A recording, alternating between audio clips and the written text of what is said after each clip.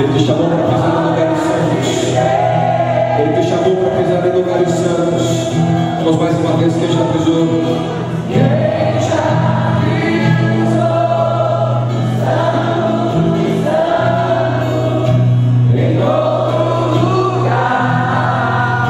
Não sabe viver, e onde estiver, clamar pela glória, a glória de Deus. Levante as suas duas mãos, receba deste lugar, essa presença de glória. Enquanto você adora, seja renovado de glória em glória agora. Seja renovado, mais glória que renova, glória sobre glória, graça sobre graça, graça sobre graça. Receba, receba, na sua boca, adore ao Senhor, adore ao Senhor, adore ao Senhor, faça valer a pena, faça valer a pena. Esses 3 dias que você dedicou para estar aqui neste lugar, você talvez renunciou alguma coisa para estar aqui. Deus vai te recompensar, irmão. Tem uma recompensa para você. Tem uma recompensa para você. Receba, desfrute, desfrute, desfrute.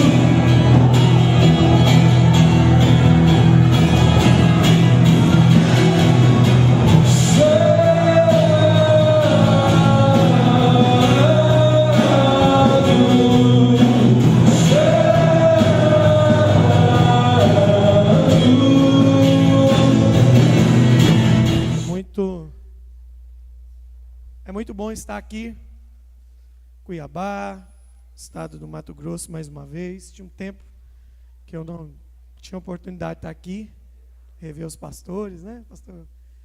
Rever essa família tão preciosa, a missionária Cecília, missionário Jaime, pastor Júnior, pastor Israel, nós que crescemos juntos nessa igreja. Não vou falar a idade para não ficar atrapalhando, né? Já passou tanto tempo.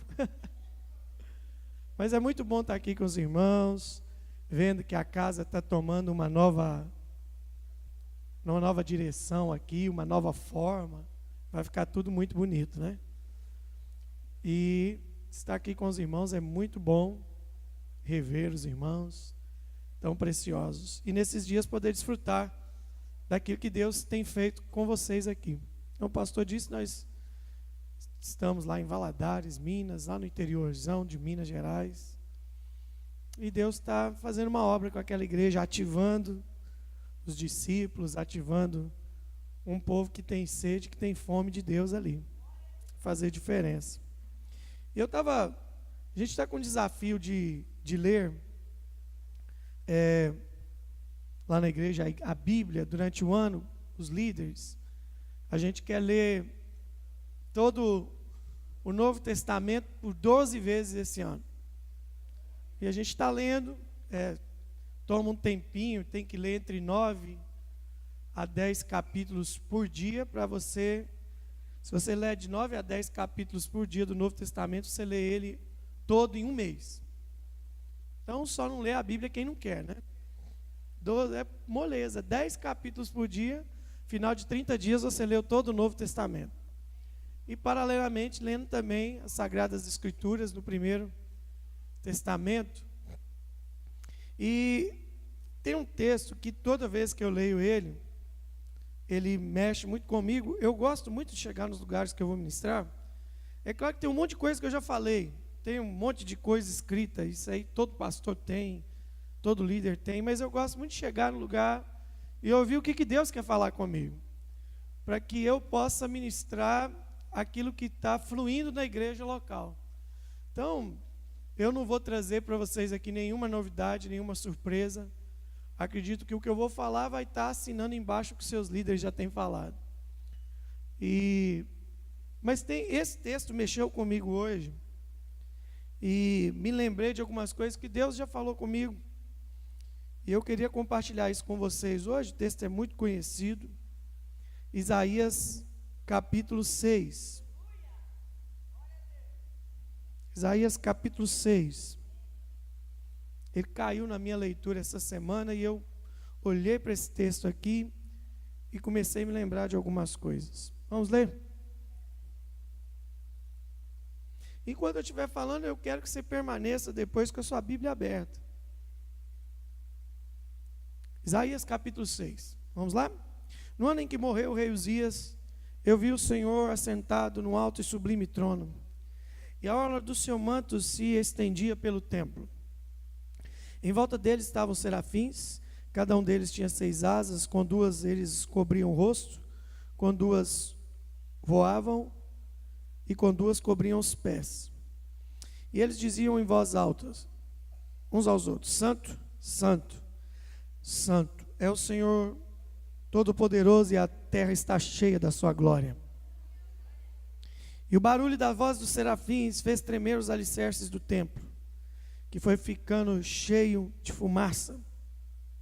Então eu disse: ai de mim, que eu estou perdido, pois os meus lábios são impuros, e eu moro no meio de um povo que também tem lábios impuros. E com meus próprios olhos eu vi o Rei, o Senhor Todo-Poderoso. Aí um dos serafins voou para mim, segurando com uma tenaz uma brasa que havia tirado do altar. Ele tocou minha boca e disse: agora esta brasa tocou seus lábios, e as suas culpas são tiradas, e os seus pecados estão perdoados.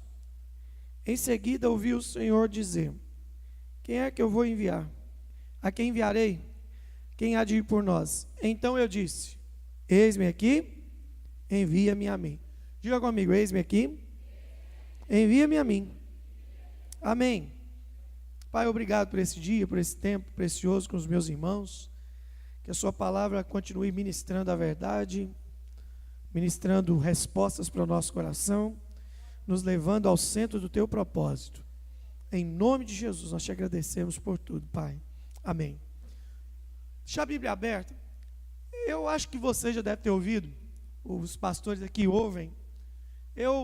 Por lidar ultimamente, nos últimos anos, a gente lá na igreja, por causa das células, por causa do discipulado, a gente começou a se deparar com pessoas diferentes um pouco do que a gente está acostumado a lidar. A gente entrou com muitas células na periferia da cidade. E hoje nós temos a gente tem que fazer às vezes encontro.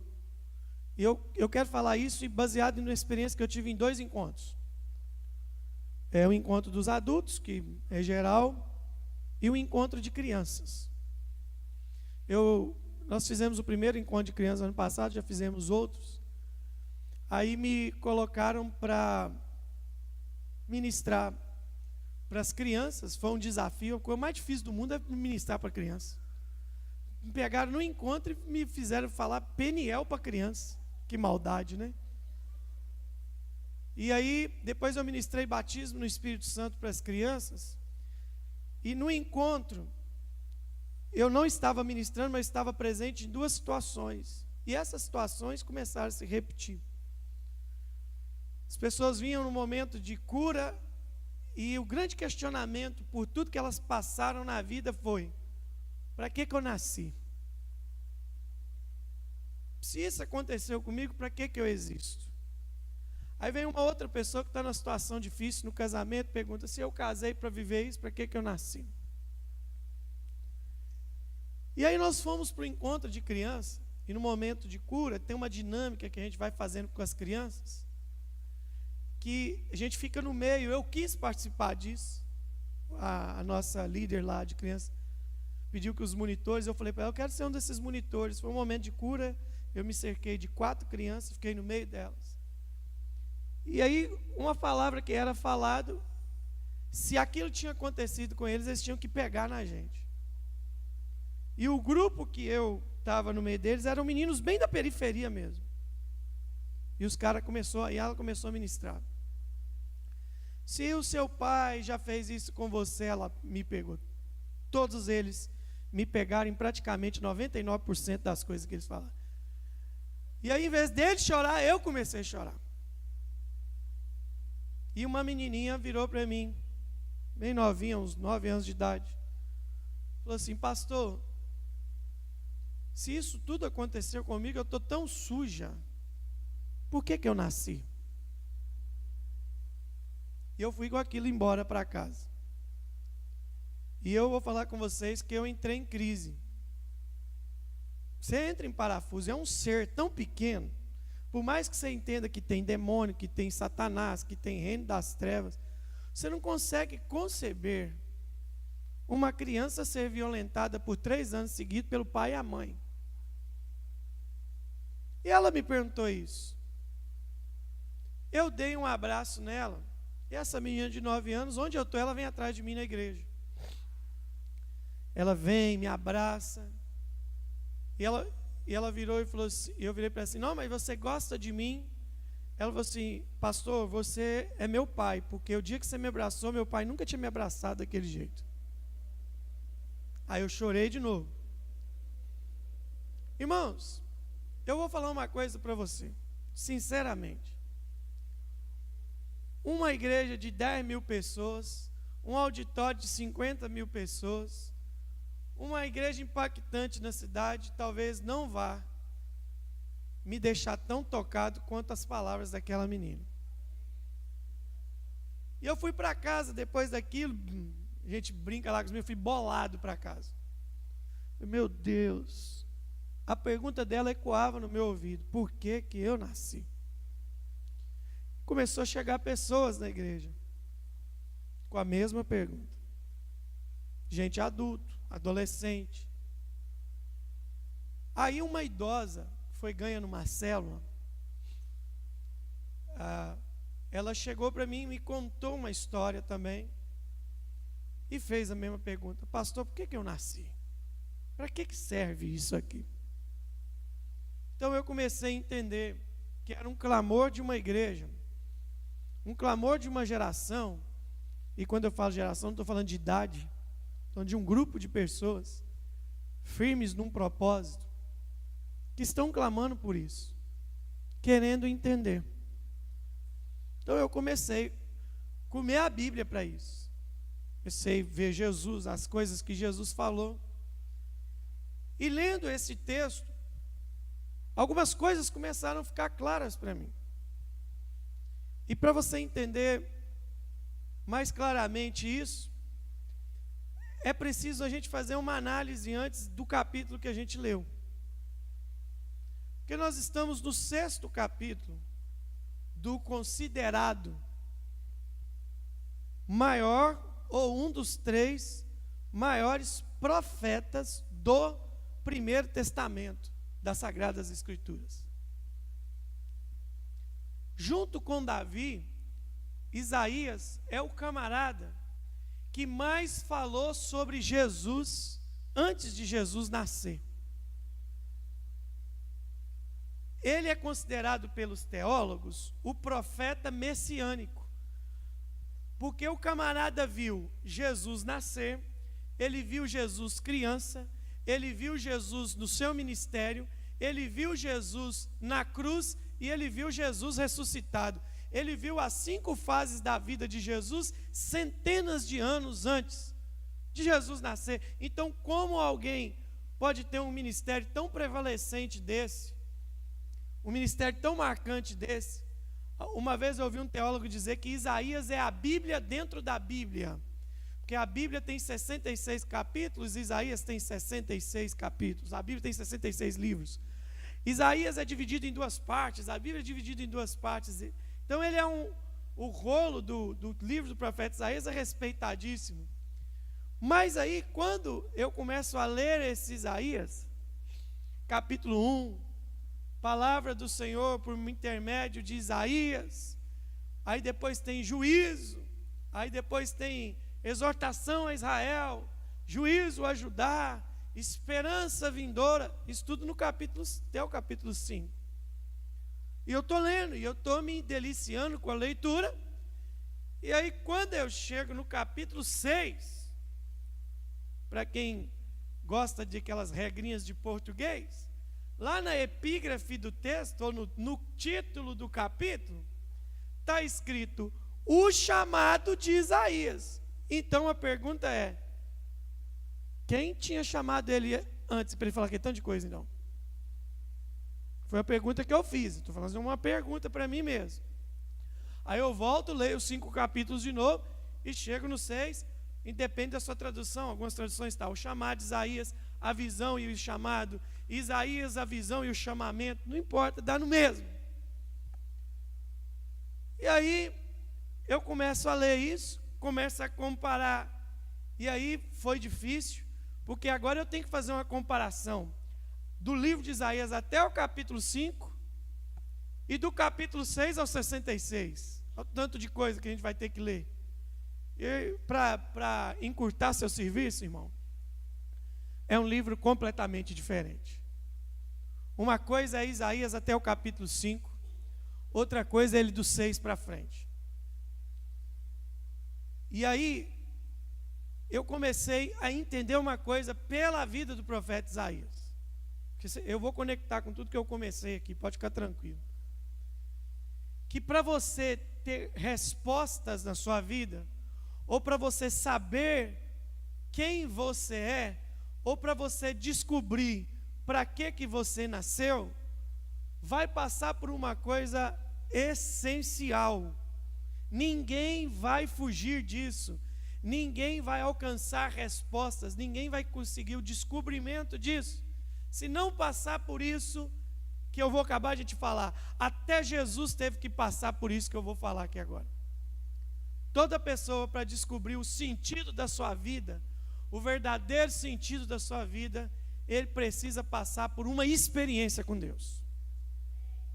Se ele não passar por uma experiência com a glória de Deus, por quê? Porque nós fomos criados, a projeção do homem foi feita na eternidade.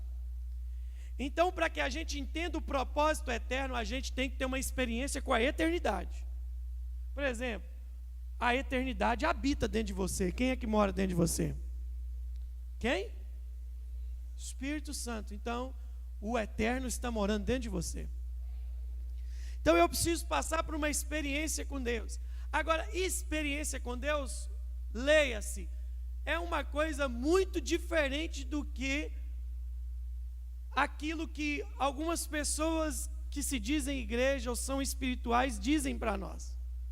Tem gente que acha que experiência com Deus é apenas o êxtase da emoção que eu passo quando alguma coisa no culto me toca. É quando eu choro, é quando eu rodo, alguns pulam, alguns caem. Tudo isso é expressão da glória. E tudo isso faz parte, dependendo da característica de alguém. E nós estamos aqui para julgar. Se Jesus mandar você pendurar naquele ventilador, pendure, porque se ele mandou, faça. Não é? Jesus mandou Isaías andar nu, ele andou, não é? Mas por favor, não ande nu hoje da cadeia, vai te dar problema, não faça isso, por favor, não faça isso. Mas aí, olhando para esse texto, aqui a palavra de Deus, as Sagradas Escrituras, eu comecei a entender, porque tem gente que fala assim, eu fui no monte e tive uma experiência com Deus. Qual foi a experiência? Eu vi um clarão. O outro, eu vi um anjo. Eu vi uma roda de fogo. Eu vi uma tocha. Eu vi um varão com a espada na mão. E aí, o que eu comecei a perceber? Que todo mundo que se empirulitava nessas coisas, saía dessa experiência e continuava a mesma pessoa. Uma experiência com Deus, inevitavelmente, vai te fazer uma nova pessoa. É impossível entrar diante de Deus e sair a mesma pessoa. Impossível. Impossível. É impossível entrar na presença de Deus e continuar fofoqueiro. É impossível entrar na presença de Deus e continuar mentiroso. É impossível entrar na presença de Deus e continuar com amargura. É impossível entrar na presença de Deus e sair maltratando a família do mesmo jeito. Se uma pessoa diz que entrou na presença de Deus e saiu do mesmo jeito, meu irmão, a única coisa que ele teve foi uma viagem emocional. Não teve mais do que isso, não. Porque presença de Deus muda a vida de uma pessoa. A presença de Deus tem mudado sua vida? Diga aleluia. Aí, olhando para esse texto aqui do nosso amigo Isaías, eu comecei a ver que para você descobrir quem você é, você precisa passar por uma experiência com Deus. Você pode ver que as pessoas que mais vão dar trabalho no corpo de Cristo, na igreja, é gente que não tem experiência com Deus. Vai dar trabalho. Tem gente na igreja que tem tanta experiência com Deus que eu não preciso nem muito dar conselho para elas, não. Elas mergulham tanto na presença de Deus que a vida delas vai mudando. Muda de uma forma... Muda. Irmãos, te contar uma experiência de um menino lá na igreja. O menino, ele não usava droga mais, não. Ele não estava nem usando. Ele não estava nem fumando o cachimbo de crack. Ele estava lambendo a pedra. Ele estava lambendo a pedra. Aí cataram ele lá no laço e foram com ele para o encontro. Porque se ele ficasse em casa, o traficante lá ia matar ele. Maluco, o cara é maluco. E lá no encontro, ele viu o Senhor. Esse menino não tem nem um ano de convertido. Ele já levou mais 8 ex-traficantes com ele para a igreja. E sabe como é que ele levou? Os caras duvidaram, os caras não sabiam o que estava acontecendo. Eu não sei o que aconteceu com esse cara. Esse menino lambia pedra de crack. Chegou lá no morro, disse que não queria saber mais de nada e não usou nada até hoje.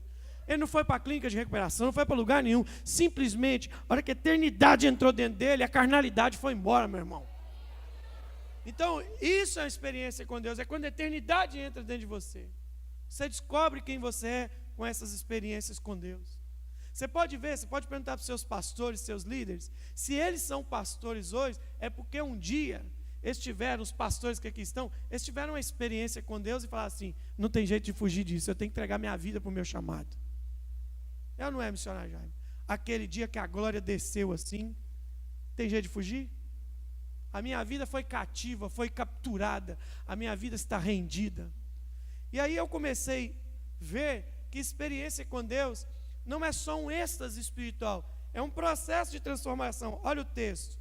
No ano que da morte do rei Uzias, eu vi o Senhor assentado sobre um alto, sublime trono.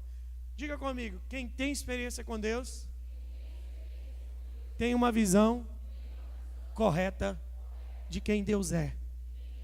A primeira coisa que ele viu foi quem? Foi quem? Foi o Eterno, foi o Senhor. Eu vi Deus. Porque hoje as pessoas veem tudo, mas não veem Deus. As pessoas têm uma visão errada de Deus. Qual que é a visão? Alguns têm visão de que Deus é seu empregado, outros têm a visão de que Deus é seu fornecedor de produtos espirituais, outros têm uma visão de que Deus é sua babá espiritual. Deus não é nada disso.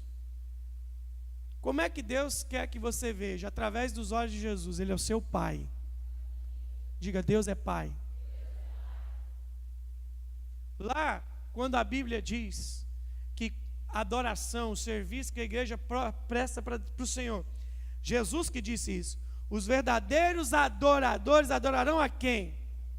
Ao Pai. Jesus não diz, os verdadeiros adoradores adorarão a El Shaddai, a Adonai, a Elohim, a Yahvé, a Elion. Não disse nada disso. Quem adora vai ter que descobrir que Ele é Pai. Porque para adorar, você vai ter que ver um Pai. Então a adoração é questão de paternidade. E Isaías, para poder descobrir quem é, ele teve que descobrir quem era o Senhor. Porque se eu não descubro quem é o Senhor, eu não descubro quem eu sou. Quando eu descubro quem eu sou, quem Ele é, diga comigo, quando eu descubro quem Ele é, eu descubro quem eu sou. Porque eu só sou nele. Quantos estão me entendendo? Meu irmão, aí, esses dias eu estava lá na igreja, cheguei para a intercessão e tinha um irmão orando. Esse não tinha visão de quem Deus era, não. Ele estava lá orando, eu cheguei para orar, os irmãos estavam lá, fiquei orando perto dele. E ele, ó Deus, tem misericórdia de mim, ó Deus, porque eu sou um pobre, miserável, desgraçado. Eu sou as fezes dessa terra. Aí eu comecei a andar do lado dele, e ele orando. Porque nada sou mais do que um verme. Aí eu fiz questão de orar alto para ele me ouvir. Falei, Deus, não ouve a oração dele não, Senhor. Dá ideia não, Senhor. Você é doido. Que isso, pastor? Falei, irmão, quando eu sei quem é Deus, a primeira coisa que eu descubro é que eu já estou perdoado pelo sangue de Jesus. E que eu não sou verme, eu não sou fezes da terra, eu sou filho amado de Deus. Diga, eu sou filho. Então, uma experiência com Deus leva a pessoa a ver o Senhor. Aí eu dei essa nele. Daqui a pouco ele começa, Senhor, mete o chicote nos pecadores. Senhor, vem com tua vara de fogo e queima. Eu falei, irmão, Deus não vai fazer isso não, irmão. Deus não é um terrorista do Estado Islâmico. Deus é Pai. Deus é Pai. Irmão, eu já fui muito religioso na minha vida, pensa num cara religioso. Um dia eu fui orar, e aí aquela coisa, eu estava lá numa oração de 5 da manhã. Aí nesse dia eu estava muito cansado, eu fui ajoelhar para orar, e estou lá, orei 10 minutos e dormi. Dormi, mas dormi mesmo. Dormi de chegar de roncar, eu acho. Aí eu acordei com aquele peso na consciência. Falei, ô Senhor, me perdoa ter dormido aqui na oração. Eu dormi por 1 hora, agora eu vou ter que ficar mais 1 hora orando para pagar a hora que eu dormi. Me perdoa, assim, eu me sentindo um pecador, sabe? Aí o Espírito Santo falou assim, quando você está conversando com a sua filha, e ela está no seu colo, e ela dorme, qual a sensação que você tem? Eu falo, a sensação melhor do mundo.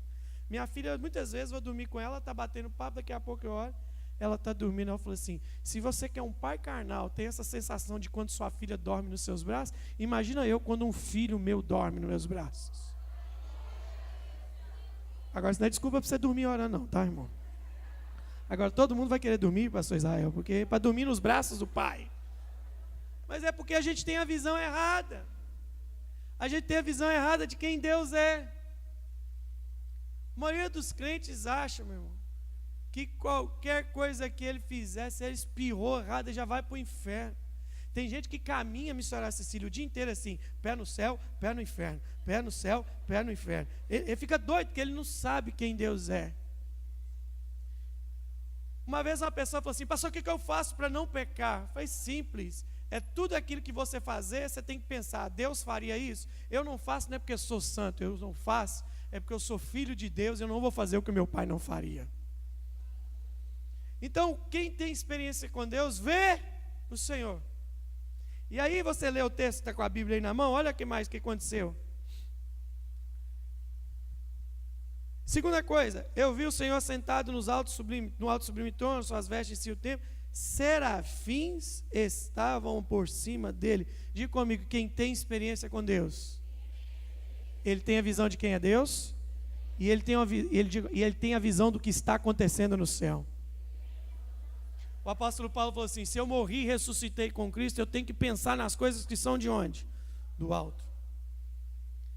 Pessoa que vive com a cabeça só nas coisas naturais, meu irmão, ele não vai descobrir quem ele é. Depois ele diz assim, e clamavam uns para os outros. Eu vejo o Senhor, eu tenho uma visão do que está acontecendo no céu, e a terceira coisa que eu vejo aqui, sabe o que é? Eu escuto o que o céu está dizendo. Tem gente que só anda reproduzindo o que diz no Jornal Nacional, o que diz na internet, o que diz isso. Meu irmão, na sua boca e na minha boca tem que estar a notícia que vem do céu. A minha irmã chegou lá na igreja esses dias, pastor, ora por mim, pastor. Eu falei, ora, irmã, para quê? Eu preciso da proteção divina, pastor. Eu falei, vamos lá então, mas proteção divina contra o quê, mano? Tem um demônio atrás da senhora. Pastor, não está vendo notícia, olha, o Aedes aegypti, antigamente ele só tinha dengue, agora veio com mais 2 produtos, a zika e a chikungunya. E pastor, estou preocupado. Eu quero que você me unja. Eu falei, mano, só tem Bíblia? Tem, só crê em Deus? Crê. E onde é que a senhora enfiou que é a parte da Bíblia que diz que nenhum mal te sucederá e praga nenhuma chegará na sua casa? A pessoa só anda com a notícia da terra, meu irmão. Só anda com a notícia da terra. Por quê? Falta de experiência com Deus. Deus está levantando uma igreja nos 4 cantos dessa nação, de gente em cada estado, e aqui nesta noite tem um povo que está nessa geração, um povo que vai mostrar para uma outra geração o Deus que você viu e o Deus que você conheceu. Aleluia? Então vamos lá. Diga comigo, ele viu de novo e ouviu. E agora, meu irmão, se eu vi o Senhor, eu vi o céu, ouvi o céu, para mim esse é o ponto crucial de quem tem experiência com Deus. Olha o texto. Então disse eu, ai de mim. Se ele tem uma visão de quem Deus é, uma visão do que é o céu, uma audição do céu, agora ele vai ter uma outra coisa, ele vai ter uma visão de si mesmo. Quem tem experiência com Deus, cai na real de quem é. Ele nem se superestima e nem se subestima. Porque tem gente que é difícil andar com ele se subestima. Ele é igual o irmão que eu falei que estava orando. E outros são piores, acham que são mais do que são. A única coisa mais que a Bíblia diz que eu sou é mais que vencedor. Agora veja bem, o cara está lá, e aí que entrou minha crise missionária, porque o cara está lá atrás dizendo, ai de Judá, ai de Israel, ai de não sei quem, ai, ai, ai, e o ai, ai, ai, e aqui, quando ele tem uma experiência com Deus, ele parou de julgar os outros e disse, ai de mim. Sabe por quê? Porque numa experiência com Deus é inevitável você descobrir quem você é. Aqui que está o X da coisa, meu irmão. Ele entra num processo de arrependimento, porque se não houver arrependimento, não é reino de Deus. Eu digo que na face da terra tem 3 tipos de pecadores: os maus pecadores, os pecadores bons e os pecadores religiosos. Melhor de mexer na face da terra é o pecador mau. Quem que é o pecador mau? É aquele que fala assim, eu preciso de Deus mesmo, eu estou na lama, me ajuda, eu fiz tudo errado, ajuda meu casamento, ajuda minha língua, ajuda nas finanças, eu estou mal, eu sou um pereba. Esse é bom de mexer, esse é o pecador mau. Agora o pecador bom é o do meio, é o pior também. É aquela pessoa que você fala para ele, ele fala, rapaz, que bonito isso que você está falando, eu conheço alguém que precisa ouvir isso. Tão bonito que você está fazendo. E o pecador religioso é a pior raça que tem. É aqueles que pecam em nome de Deus. Aqueles que se dizem igreja, se vestem de igreja e continuam uma vida toda errada. O que todos eles precisam? Diga comigo, experiência com Deus. Ele disse, ai de mim, que eu estou perdido. Ele viu que ele era um homem pecador e era produto do meio. Eu sou um homem de lábios impuros e habito no meio de um povo de impuros lábios. Ele está dizendo, o meio me contaminou. Mas isso você só descobre quando? Quando você tem uma experiência com Deus. Entendeu? Eu não reclamo da época que eu nasci, não, mas se eu pudesse escolher, eu queria ter nascido na época de vocês, quando a igreja começou. Aquilo era uma loucura, irmão. O povo era doido. Ia para abrir uma igreja, ficava 7 dias, chegava num lugar que não tinha nada. Se não fosse Deus, não era. Hoje a gente precisa de um monte de coisa para fazer as coisas para Deus. Não é? Vou abrir minha célula. Vou orar primeiro, pastora. Vou fazer uma campanha para saber se é de Deus. Irmão, você já tem a casa, tem o evangelho, tem tudo, não abre por quê? É resenha. Entendeu? Eu vou falar uma coisa para você. Tem uma senhora na igreja, o nome dela é Dona Esmeralda, 83 anos de idade. O ano passado ela batizou 35 pessoas, só ela. Porque lá na igreja não são os pastores mais que batizam. Porque eu aprendi uma coisa, o dia que eu fui registrar minha filha, a revelação que eu tive. Minha segunda filha, Giovana. Estou lá no cartório e falei para o menino assim, vai lá e vê o que eu preciso lá levar lá. E o menino falou assim, aí ele falou, pastor, preciso do negócio do hospital, já tinha registrado outro. Eu falei assim, então vai lá e registra ela para mim. Aí ele foi e falou assim, pastor, que eu estava ocupado, só você pode ir lá, só o pai. Aí cheguei lá, estou registrando, dei o nome. Falei, peraí, é só o pai que pode registrar a filha, o pai ou a mãe? É. Então na igreja tem que ser o mesmo. Se a pessoa que ganhou, que discipulou, consolidou, leva para a água. Irmão, batismo é uma coisa linda. Desce os pais com os filhos para dentro da água. Aí no dia do batismo, essa irmã de 83 anos, quase matamos ela, tadinha. Todo mundo já tinha batizado e ela continuava. Tem uma hora que ela falou, pastor, ajuda aqui que eu estou com câimbra nos braços. Ela não sabe ler, ela não sabe escrever, ela dirige 2 células no topo do morro. Ela não sabe ler. Sabe o que ela faz? Ela manda alguém ler o Alimentando o Rebanho para ela e ela prega em cima. Depois dela, ninguém lá tem mais desculpa para não liderar, meu irmão. Uma mulher analfabeta, com 83 anos de idade, está batizando 35 pessoas por ano. Os novos estão tudo no sal comigo. Falei, se ela está 35, a meta de cada um de vocês é 70. Mas a pessoa tem que ter experiência com Deus, irmão. Sabe o que ela prega na célula dela? O testemunho dela. Ela prega o testemunho dela. Mas a pessoa não tem noção de quem ele é. Ou ele se pensa menos do que é, ou ele pensa que é mais do que é. Aí é um problema. E Isaías, quando ele tem essa experiência, ele falou, ai de mim, o negócio é diferente do que eu pensava. Eu sou um camarada, eu não sei como é que chama aqui, mas lá em Minas a gente chama o cara de tranqueira. Ele era um tranqueira. Aí eu pergunto para vocês, com que boca ele estava falando até então? E acontece uma última coisa numa experiência com Deus. Ele ouve a vontade do céu. O pastor Júnior cantou aqui agora há pouco. Seja feita aonde? A sua vontade aonde? Como é feita aonde? A vontade de Deus precisa ser feita no céu? Não, já é feito lá. Precisa ser feita aonde agora? E quem é que é o instrumento usado para fazer a vontade de Deus na terra? A igreja. Agora, sabe o que é engraçado? Aí entrou a minha segunda crise. A primeira foi lá, o chamado de Isaías, mas quem chamou ele até então? Ok, passei por cima. Aí eu escuto ele dizendo, então ouvi o Senhor dizendo, quem enviarei? Quem há de ir por nós? Imagina o choque que ele tomou, porque até então ele estava pensando que estava falando em nome de quem? Aí ele escuta a Trindade conversando lá no céu. E aí, quem nós vamos enviar? Quem há de ir por nós? É a mesma coisa, eu vou te falar, isso aqui é crítico, porque é o seguinte, imagina eu, quantos são casados aqui? Levanta a mão. Isso, imagina eu chegando na sua casa, só para os homens, depois eu falo para as mulheres. Eu chego lá na sua casa, meu irmão, e tem lá, isso só acontece em Minas, aqui no Mato Grosso, difícil isso acontecer. Mas lá em Minas acontece.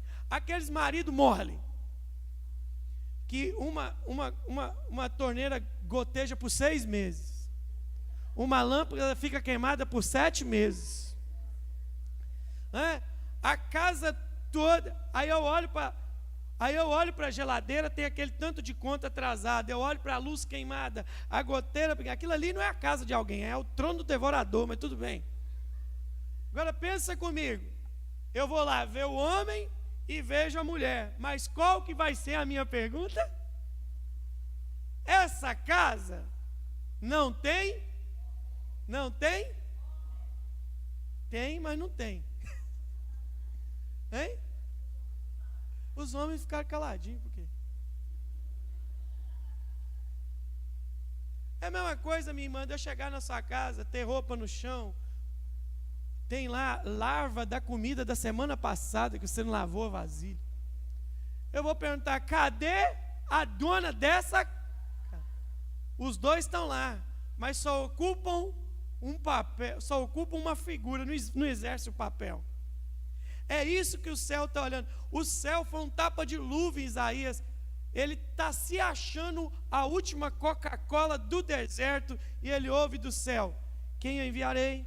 Quem há de ir por nós?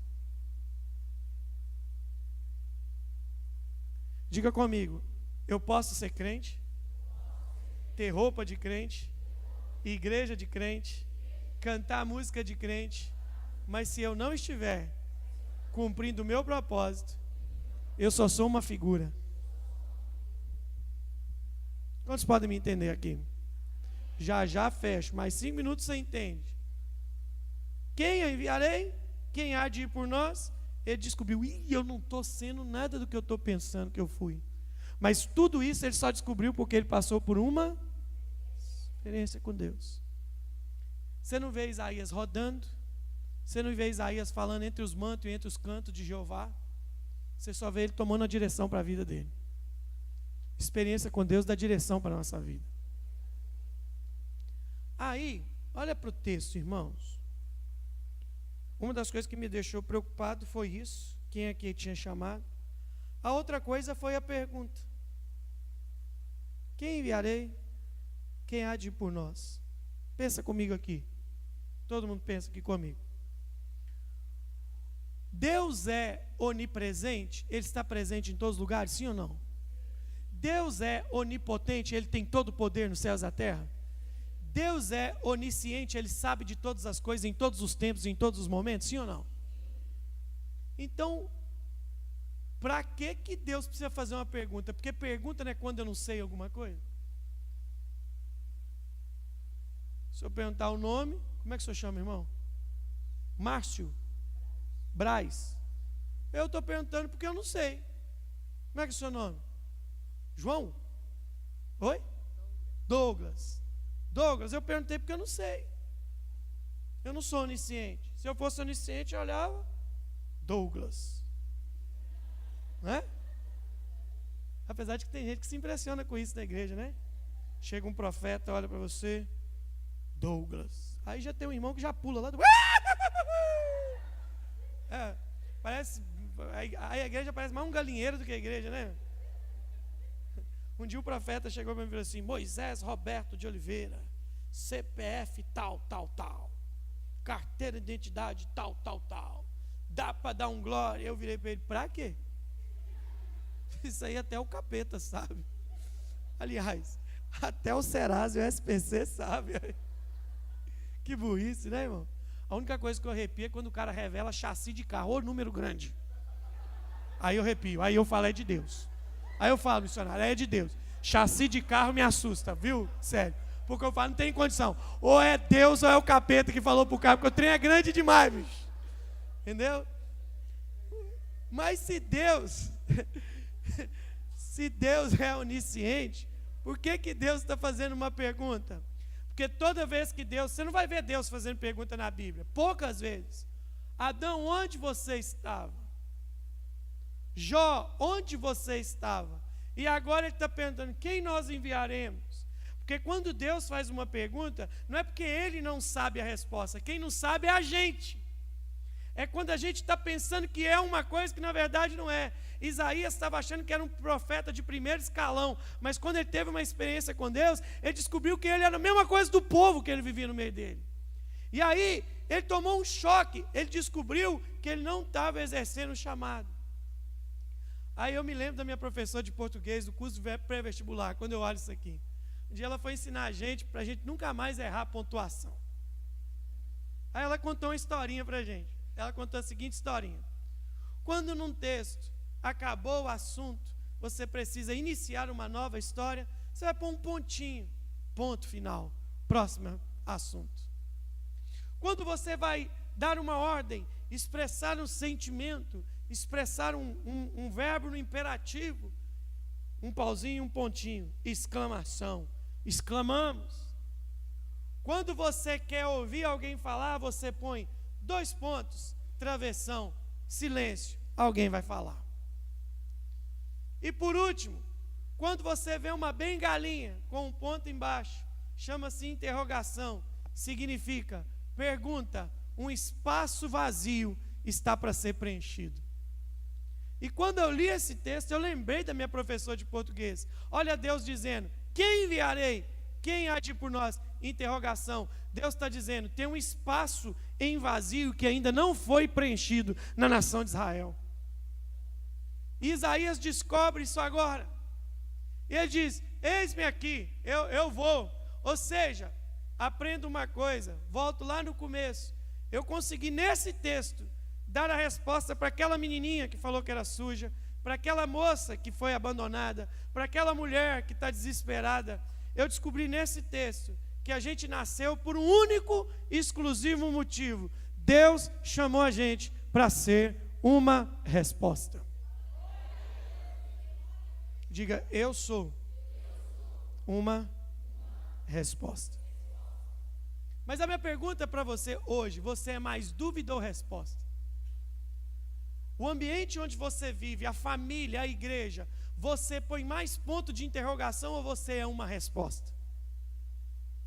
Isaías descobriu, você vai ver que depois que ele descobre que ele tem que ser uma resposta, meu irmão, a vida dele muda. Ele começa a ver o Senhor, já no capítulo 9, Deus dá a ele uma visão e ele escreve, um menino nos nasceu, um filho se nos deu, e o governo estava sobre seus ombros. Ele vê o nascimento, o crescimento e o ministério de Jesus. Porque quem é uma resposta começa a ver o reino do Messias. Mas o problema é que a igreja hoje, as pessoas às vezes querem ser mais dúvida do que resposta. Você que é casado, você põe um ponto de afirmação, um ponto de interrogação na cabeça do seu cônjuge. Para os seus pastores, você é dúvida ou resposta? Uma igreja de discipulado, uma igreja de ativação de ministério do corpo, ele tem que ser uma resposta. Um dia eu tive que fazer um culto lá na igreja para explicar como Deus poderia usar as pessoas nas profissões. As pessoas saem de lá assim, extasiadas, porque todo mundo sabe que tem um chamado. Eu tenho um chamado, e agora? Agora é mais fácil. Lá na igreja tem umas 12 mulheres que trabalham em salão, ou é cabeleireira, ou é manicure, ou pedicure, ou esteticista, alguma coisa. Falei, rapaz, não tem ninguém com oportunidade melhor para anunciar, para discipular do que quem trabalha em salão, porque a mulher vai ficar 30 minutos na sua mão ali, meu irmão, ó, só na escovinha, no tranco, para lá e para cá. Só que você chega no salão, é fofoca, é novela, é não sei o quê, bababá, bababá. Você não vê ninguém falando do reino de Deus. Tem um pedreiro lá na igreja que tinha 5 encarregados sobre o comando dele. Obreiro fiel, mas nunca levou ninguém para a igreja. Eu falei, meu irmão, você é uma resposta lá na sua empresa, lá, e você não está sendo. Como assim, pastor? Você passa o dia inteiro com os caras, meu irmão. Eles confiam mais em você do que na família deles.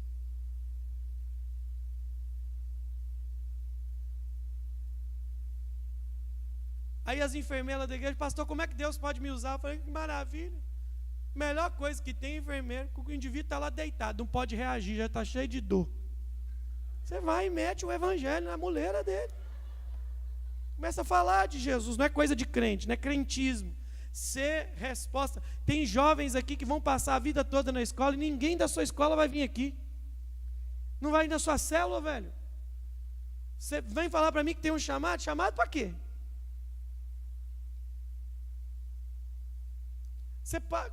Presta atenção, isso aconteceu lá em Marília, na nossa igreja em Marília. Contar 2 testemunhos lá de Marília. Uma mulher cabeleireira aceitou Jesus numa célula e foi para o encontro. Foi para o encontro, final de semana, passou pelo encontro com Deus. Segunda ela foi no RCE e terça voltou a trabalhar, porque segunda era a folga dela. Ela chega no salão, cantando as músicas, uma chance igual a essa. Já chegou com o pendrive, sentou as músicas do encontro, tudo no som do salão. Aí a amiga dela está olhando para ela. Eles trabalhavam em 3. Ela deu um abraço na amiga dela e falou assim: amiga, eu tive uma experiência com Deus. Eu tive um encontro com Deus. E começou a falar: Jesus me libertou dos demônios. Papapá. Aí a amiga sendo abraçada assim, soltou ela. E para, já conheço tudo isso aí. Já sou crente há 5 anos. Aí ela afastou, olhou para ela e começou a chorar. Falou assim: você é crente há 5 anos? Eu trabalho com você há 4. E se eu tivesse ido para o inferno, você não fez nada por mim. Você nunca orou por mim. Você nunca me chamou para um culto. Você nunca fez nada. Você trabalha comigo há 4 anos. Ou seja, meu irmão, 4 anos com alguém indo para o inferno, e ela foi uma dúvida, não foi uma resposta.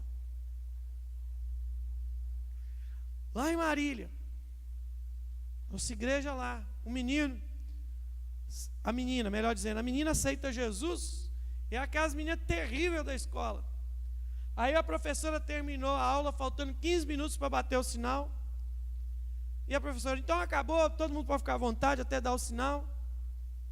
Ela falou assim: professor, só não vai usar os últimos 15 minutos, não? Não, eu posso usar? Pode. Eu tenho algo muito importante para falar para a sala. Tomou a frente, cheia da glória de Deus. Falou assim: quem aqui conhecia a minha vida? Todo mundo levantou a mão. O que eu era? Você era terrível. Eu ficava com todo mundo, aprontava. Quem tem notado que eu fiquei diferente nos últimos 40 dias? Aí todo mundo: realmente você mudou. Eu vou falar para vocês porque eu mudei. Eu encontrei Jesus. E a minha vida mudou. E ela falou durante 10 minutos. Ela falou assim: e a palavra de Deus diz: arrependei-se porque é chegado o reino. Eu quero que vocês ajoelhem agora que eu vou orar. Vocês vão se arrepender, porque Jesus quer entrar na vida de vocês. A glória de Deus está tão forte na vida dela que todo mundo ajoelhou. E ela fez aquela oração, a maioria levantou chorando. Ela fez a oração de confissão. Quando ela foi passar a palavra para a professora estava ajoelhada, pedindo perdão a Jesus, porque era desviada, e voltou para Jesus naquele dia.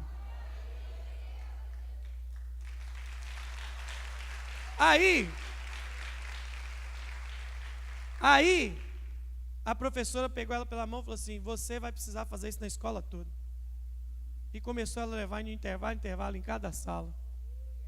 Culto da colheita. Igreja lotada. Aí o pastor Hamilton faz o apelo para quem queria reafirmar sua decisão em Jesus. E ele falou assim: tem alguém aqui que quer falar alguma coisa? Uma mulher levanta a mão e falou assim: eu quero falar. Vem uma mulher, pega o microfone e falou: eu quero dizer para vocês que eu não estou aqui porque o culto foi bom, gostei muito, a música, a pregação, mas eu estou aqui por causa daquela menina. E ela levantou, era uma adolescente. Desde que ela teve um encontro com Jesus, a nossa escola, não falou a nossa sala, falou: a nossa escola nunca mais foi a mesma.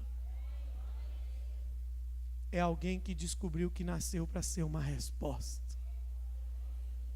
Quantos entendem isso? Quem enviarei? A quem o Senhor pode enviar para o seu bairro? A quem o Senhor pode enviar para a sua rua? A quem o Senhor pode enviar para a sua escola? A quem o Senhor pode enviar para a sua comunidade? Quem? A pergunta do céu ainda não calou. Quantos jovens amigos vocês vão ver morrendo? Quantas moças vocês vão ver perdendo a sua vida? Quantos idosos vocês vão ver indo para o inferno a rodo? E a gente não pode fazer. A gente não está fazendo nada.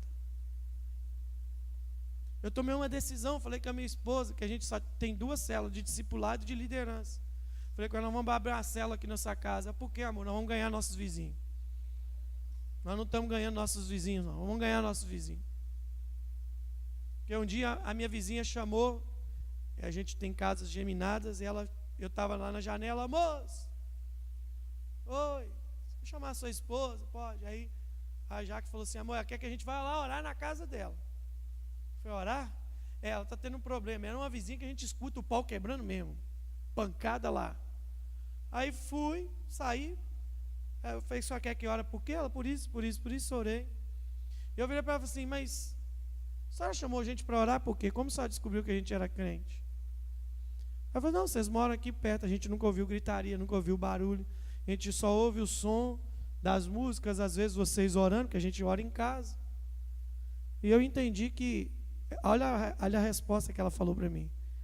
Eu estava no meu desespero e a única solução que eu tinha nessa rua era vocês. Você pode ser a última solução de alguém. Tinha uma menina lá na igreja relutando para abrir uma célula. Tinha feito todo o treinamento. Aí vai que não vai, quase que empurrada, ela abriu a célula, resmungando. Ah, vou abrir porque o pastor falou, né? Senão a gente fica feio lá, diante da nossa liderança. Ela abriu a célula, veio um grupo de meninas, entra uma menina, pedindo oração. Eles oraram, ela ficou com aquela menina, o povo foi embora, ela ficou conversando, desenvolveu uma amizade. E o negócio rolou. Levou para a igreja, levou para o encontro. Essa menina já está no treinamento. Agora, irmão, no dia que ela vai dar o testemunho dela, quando ela chega do encontro, ela falou, eu quero que minha líder fique em pé aqui. Sabe aquele dia que eu fui na sua célula? Ela sabia que era o primeiro dia da célula dela. E eu só olhando, porque eu sabia que ela tinha aberto a célula quase que forçada. Ela abriu porque não estava aguentando mais ninguém falar na cabeça dela. Aquele dia que você abriu a célula, que eu apareci lá, foi, que você me abraçou e que você não me deixou ir embora, que você ficou conversando comigo. Aquele dia dentro da minha bolsa tinha uns remédios que eu tinha comprado para suicidar. E eu tinha falado, Deus, se o Senhor existe, me aponta uma casa para mim entrar, que vai ter alguém para me salvar. E se ela não abre a célula dela? Você é uma resposta. Existe alguém nesta cidade que você nasceu para ele. Existe alguém neste estado que você só nasceu para ser uma resposta para a vida dele. Você precisa dizer sim. Quantos me entendem? A gente continua isso amanhã, depois. Não é uma coisa solta, não. Eu gosto de falar as coisas com razão e consequência. Amanhã ou depois eu te falo por que você tem que ser uma resposta. Mas hoje você já sabe que você é uma resposta. Diga para a pessoa que está ao seu lado, você está do lado de uma resposta. Vamos ficar de pé.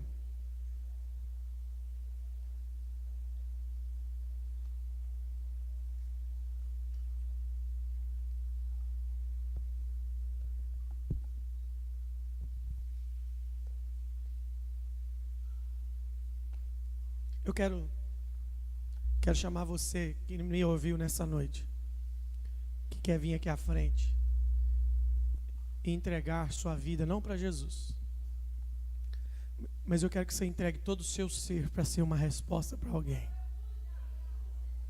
Entregar toda a sua vida, todo o seu ser, toda a sua história para Ele.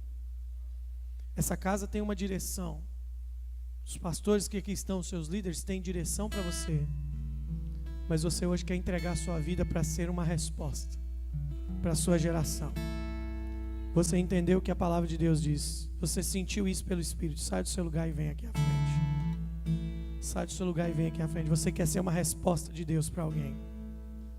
Você que entendeu que você só nasceu porque você vai ser uma resposta de Deus para alguém. Você que está movido pelo Espírito a ser uma resposta. Sai do seu lugar, vem aqui à frente. Você que não quer ser mais uma dúvida. Você que quer ser uma resposta, pode vir aqui à frente, ajoelhar ou ficar de pé, a maneira que você ficar melhor. A maneira que você achar melhor, fica de pé ou ajoelhado. É o momento de você ter uma experiência com Deus. Deixa o Espírito Santo te levar, como levou Isaías a ter uma experiência com Ele. Deixa o Espírito de Deus te levar. Deixa o Espírito de Deus te levar. Agora que te encontrei, te dei o meu coração, encontrei minha salvação. Curou toda minha dor, livrou-me do tentador, cobriu-me em seu manto de glória. me deu novas vestes de Feche seus olhos. louvor. Morreu na cruz, Jesus. Você que está aí no banco, Porque feche os seus olhos. Que eu sei que você não está aqui à frente, porque você já entendeu que é uma resposta. Mas essas pessoas estão aqui porque eles estão entregando sua vida para ser uma resposta para alguém. Deus vai usar você, meu irmão. Deus vai te usar hoje. Deus começa a te usar hoje. Deus começa a te usar agora. Uma unção fresca vem sobre você. Uma unção nova vem agora sobre você. Me resgatou em seus braços de amor, porque me amas. Receba uma unção nova na sua vida. Pra onde irei sem ti? Receba. Agora que te encontrei, te dei o meu coração, encontrei minha salvação. Curou toda minha dor, livrou-me do tentador, cobriu-me em seu manto de glória, me deu novas vestes de louvor. Morreu na cruz, Jesus, porque me amas. Me resgatou em seus braços de amor. Deus vai te usar, meu irmão. Porque me amas. Você que está entregando sua vida aqui hoje para ser uma resposta. Morreu na cruz, Jesus. Deus vai te começar a te levar a pessoas. Porque me amas. Deus vai começar a te levar a pessoas. Me resgatou em Você seus nasceu para ser uma braços de resposta. amor. Porque me Você é uma resposta naquilo que você faz. nem a morte, nem a vida, Você que nem sai no os banco, anjos, levante as suas mãos a Jesus. Erga as suas mãos. me separará. Peça o céu para ser derramado sobre você agora. Me separará. Pastores, líderes que entregaram sua vida, você é uma resposta. Você é uma resposta. Você é uma resposta. Nem os anjos, Você é uma resposta. nem potestades me separará. Me separará. Nem a morte, nem a vida, nem os anjos, nem potestades me separará. Me separará. Morreu na cruz, Jesus. Sim, Deus. Porque me amas, me resgatou em seus braços de amor. Pega suas mãos, há um óleo fresco de Deus aqui. Há uma unção fresca neste lugar, uma unção fresca neste lugar. Vamos, Morreu na cruz, vamos, Jesus. vamos. Deixa o Espírito fluir através dos seus lábios. Deixa o Espírito fluir através da sua adoração. Vamos! Me resgatou em seus braços de amor. Porque me ama. Nem a morte, nem a vida, nem os anjos, nem potestades me separará. Me separará. Nem a morte, nem a vida,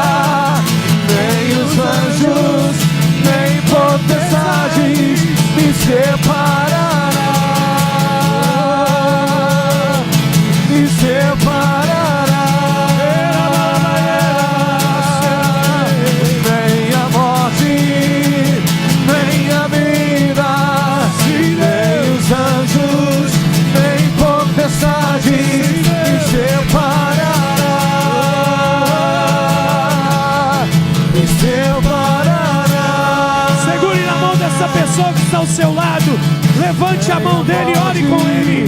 Ore com ele. Vocês são resposta. Esta igreja, em cada bairro, em cada cidade desse estado, será uma resposta para os que estão em dúvida.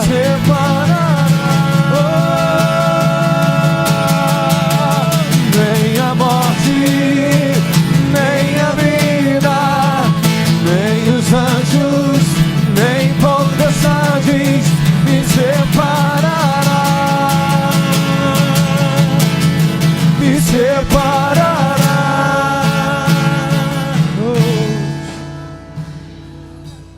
Espírito Santo de Deus. Oh, meu irmão, uma unção fresca sobre o alto da sua cabeça aqui nessa noite. Uma unção fresca sobre a sua vida aqui nessa noite. Os céus estão abertos sobre este lugar. Há um novo tempo sendo estabelecido sobre nós aqui, sobre a minha vida, sobre a sua vida. Você é a resposta. Você nasceu para alguém. Você nasceu para alguém. Você nasceu por causa de alguém. Você nasceu porque alguém precisa ouvir a sua voz. Você nasceu porque alguém precisa do seu abraço.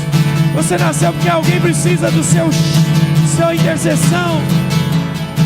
Alguém precisa de suas lágrimas, do seu choro. Você nasceu porque alguém precisa do seu olhar.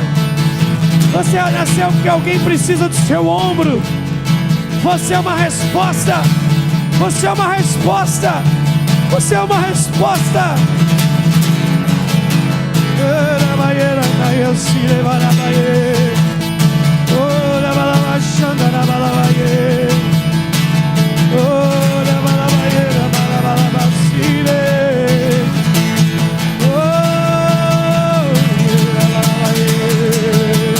Nem a morte, nem a vida, nem os anjos, nem potestades me separará, me separará. Nem a morte, nem a vida, nem os anjos, nem potestades me separará, me separará. Nem a morte, nem a vida, nem os anjos, nem potestades me separará, me separará. Nem a morte, nem a vida, nem os anjos, nem potestades me separará, me separará. Aleluia. Nem a morte, nem a vida, nem os anjos Me separará, me separará. Olha só. Você nasceu para alguém. Não importa como você nasceu. Não importa se você teve uma família naturalmente estruturada, ou se até você conhecer Jesus a sua vida era uma bagunça. Isso não importa.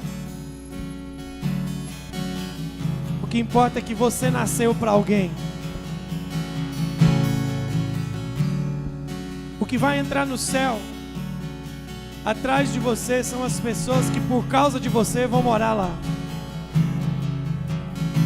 É isso que importa na igreja. Quantos me entenderam? Eu quero compartilhar muito isso com a igreja esses dias. A importância da nossa existência.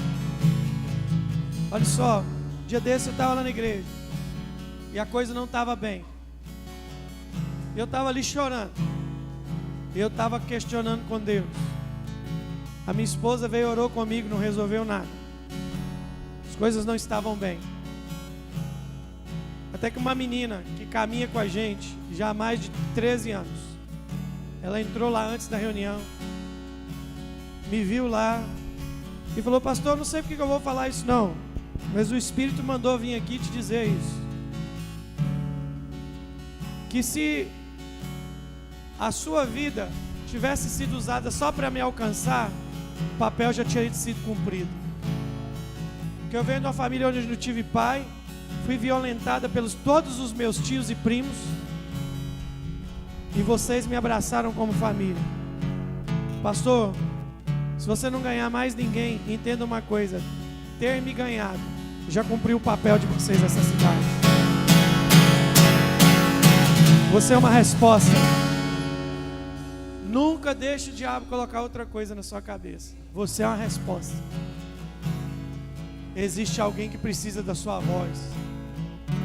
Existe alguém que precisa do seu abraço. Existe alguém que precisa da unção que flui na sua vida. Diga, se você aceita ser uma resposta, diga comigo: Senhor, eis-me aqui. Pode me enviar. Para quem eu nasci, envia-me, Senhor.